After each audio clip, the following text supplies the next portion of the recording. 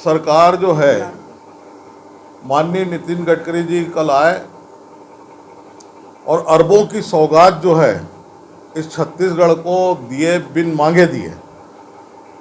और ये पूरा पैसा जो है, पूरा 100% पैसा केंद्र का है। इसके अंदर राज्य को कोई भी अंश नहीं देना है। ये 80-20 या 70-30 वाला नहीं है, 100% केंद्र का पैसा है। और उसके बावजूद एक विज्ञापन निकालते हैं जिसको सारी योजनाएं अपनी बता रहे हैं, 9,042 करोड़ की योजना को जो है, और वहाँ पे गडकरी जी का फोटो नहीं। और यहाँ तक कि एक प्रोटोकॉल होता है कि उनको रिसीव करने के लिए कोई भी मंत्री भी वहाँ एयरपोर्ट में नहीं गया।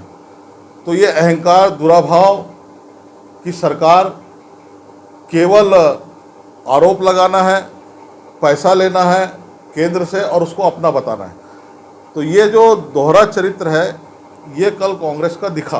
कल तो गडकरी जी ने कहा है कि इथेनॉल की तरफ जो है वो राज्य सरकार जाए, उसकी आय बढ़ेगी।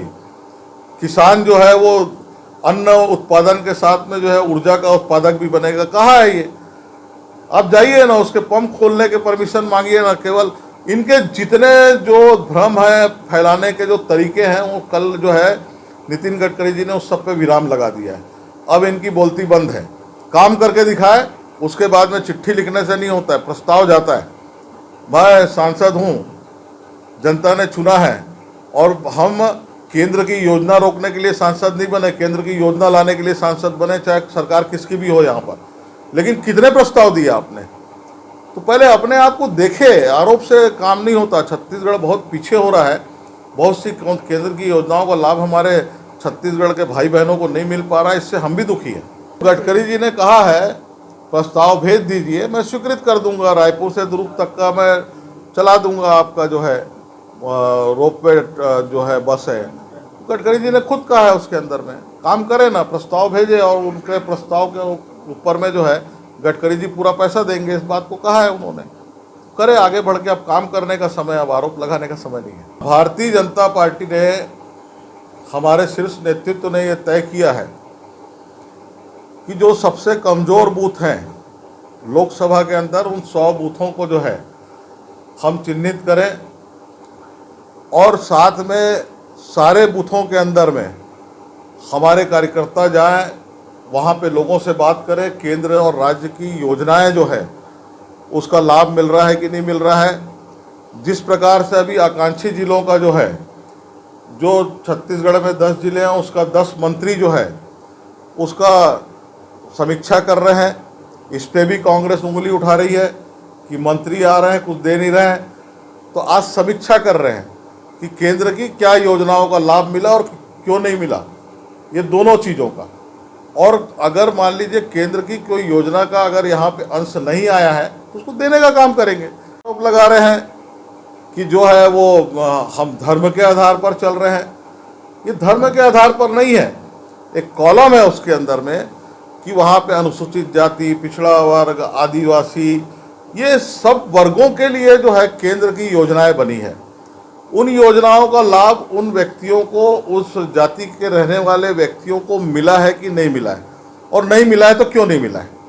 तो इस बात की समीक्षा करना, उनके साथ में न्याय करना, उनके जीवन में उन्नति आए उसका प्रयास करना, ये भारतीय जनता पार्टी का स्पष्ट मानना है।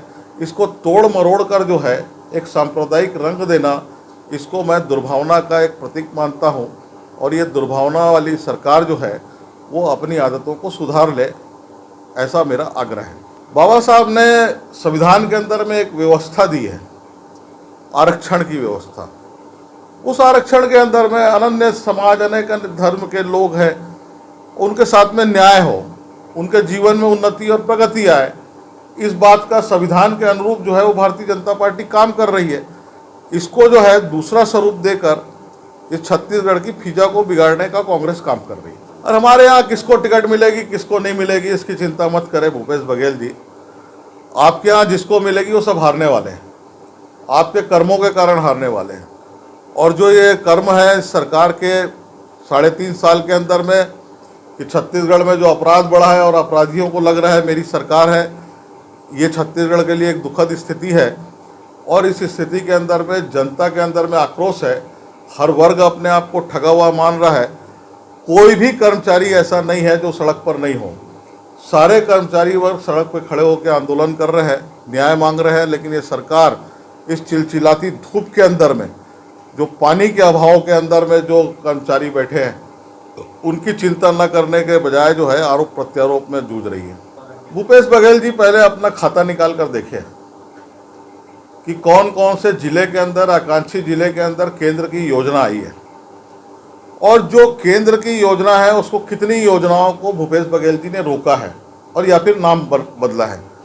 वो अगर देखेंगे तो उनको आईना दिख जाएगा।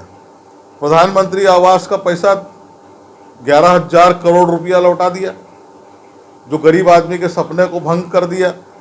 तो ये पहले देखे, मैंने एक उदाहरण दिया, चाहे जल जीवन मिशन हो, इसके अंदर में केंद्र का पैसा आया, इसी सरकार ने टेंडर किया, इसी सरकार ने निरस्त किया, ये सब बात लोकसभा में उठाया है मैंने। और ये जो दूसरे राज्य के सांसद जो है, ये हमसे एक आश्चर्य रूप से पूछते हैं कि ऐसा ही हो रहा है छत्तीसगढ़ के अंदर में। तो ये छत्तीसगढ़ का नाम पूरे देश में जो बदनाम हो रहा है, इससे हमको भी दुख है, क्योंकि हम इस धरती पर पैदा हुए हैं। लेकिन इस सरकार को शर्म नहीं है कि ईमानदारी से योजनाओं को लागू करके लोगों को लाभ दे। अच्छा कार्यकाल था सौदान सिंह जी का, उन्होंने 3 बार सरकार भी हमारी आई, उनके नेतृत्व में संगठन भी मजबूत हुआ और उनका मार्गदर्शन जो है वो लगातार मिले, इस बात की उम्मीद हमेशा हम लोगों ने की है। एक अच्छे संगठनकर्ता के रूप में उन्होंने काम किया, परिश्रम की पराकाष्ठा की, पार्टी को आगे बढ़ाने का काम किया है। ये वास्तव में उनका सराहनीय काम रहा है। ब्लैकमेलिंग करना ये इनके स्वभाव के अंदर में है। अगर ये काम नहीं करेंगे तो इसको रोक देंगे, ये आपराधिक कृत्य है और सरकार को उनके खिलाफ में केस दायर करना चाहिए। आने वाले समय के अंदर में गाड़ियों के नाम भी सामने आएंगे। मैं रेल मंत्री जी से बातचीत किया हूँ कि कोरोना के कालखंड के कारण जो है स्पेशल ट्रेन नाम दे दिया था, अब धीरे धीरे जो है वो अपनी ट्रेनों के नामकरण में भी आ रहा है और लोकल ट्रेनों के भी स्टॉपेज बढ़ेंगे। इस बात की मेरी अभी फिर चर्चा हुई है पिछले हफ्ते, और आने वाले समय में इस रेल यात्रा का सबको लाभ मिलेगा, ऐसी मैं उम्मीद करता हूँ।